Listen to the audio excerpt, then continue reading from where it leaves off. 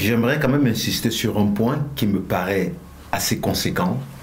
C'est que nous avons toujours tendance à pointer quelqu'un en disant si ça ne va pas chez moi, c'est parce qu'il y a quelqu'un qui m'étouffe. Je crois qu'il n'est plus logique aujourd'hui, après les années des indépendances, d'accuser la France d'être la seule responsable de la faillite économique et sociale que nous connaissons. Personne ne l'a dit. Je crois que les Africains, nous portons une grande part de responsabilité sur nos échecs parce que nous avons choisi d'être des enfants. C'est pour ça que je parlais de la relation incestueuse. Je conteste cela. Nous devons couper le cordon ombilical qui nous lie à la France ou à l'Occident. Je conteste cela. Je t'écoute, mon cher.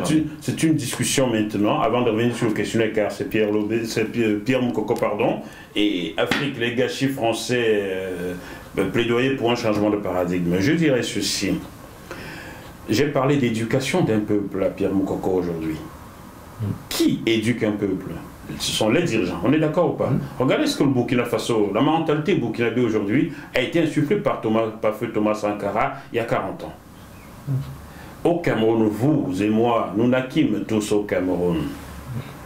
Le président Ahidjo avait insufflé aux Camerounais un sentiment de fierté, vrai ou faux? Avait insufflé le goût du travail, vrai ou faux? Est-ce que M. Biya a pérennisé cela? Je vous pose la question à Michel Aubin. A-t-il pérennisé cela, M. Biya? Ta question est fermée. Mais j'aimerais l'extrapoler. Je ne peux pas répondre par non.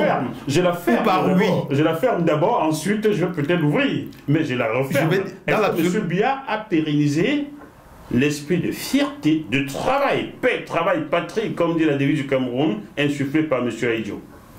Pour le faire, il faut aimer son pays. Et je crains que M. Biya n'aime pas son pays. Parce que, à son âge, il y a longtemps qu'il aurait passé le flambeau et prendre une équipe et laisser derrière lui une équipe dynamique, c'est-à-dire qui représente la jeunesse. Bien. Est-ce que M. Sassou Nguesso, quand nous ne parlons pas que du Cameroun, nous parlons de l'Afrique et de la France, est-ce que M. Sassou Nguesso a insufflé aux Congolais l'esprit de Marien Ngouabi, son prédécesseur? Pas du tout. Pas du tout. Bien. On poursuit? Avant de poursuivre, j'aimerais que tu saches une chose. Il y a deux Afriques. Il y a l'Afrique. Il y a deux Afriques francophones. Oui. L'Afrique francophone centrale et l'Afrique francophone de l'Ouest. Ça, on le sait. Dans l'Afrique francophone de l'Ouest, j'ai remarqué une chose. L'esprit